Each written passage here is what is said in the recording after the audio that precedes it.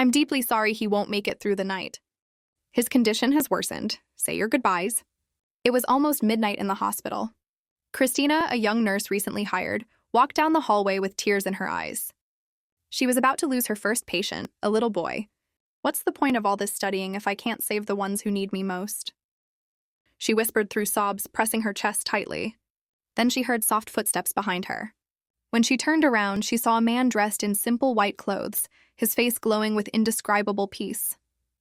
"Sir, you can't be here." "This is a restricted area," said Christina.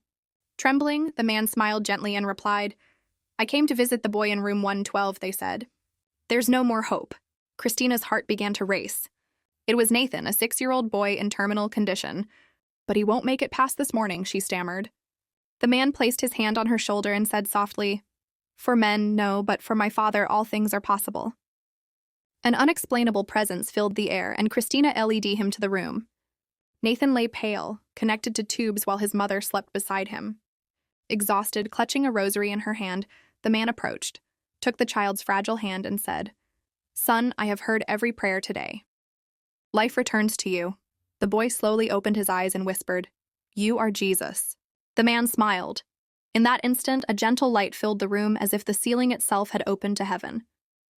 Nathan took a deep breath, sat up in bed and said, "Mom, I don't feel pain anymore." "He healed me, Mom." His mother woke up crying and embraced him tightly. Christina ran to examine the boy. There was no trace of the disease. When she turned to speak to the man, the room was empty. On the wall, there was a glowing inscription that read, "I am Jesus. Where medicine cannot reach, I enter and perform miracles." Christina fell to her knees, weeping.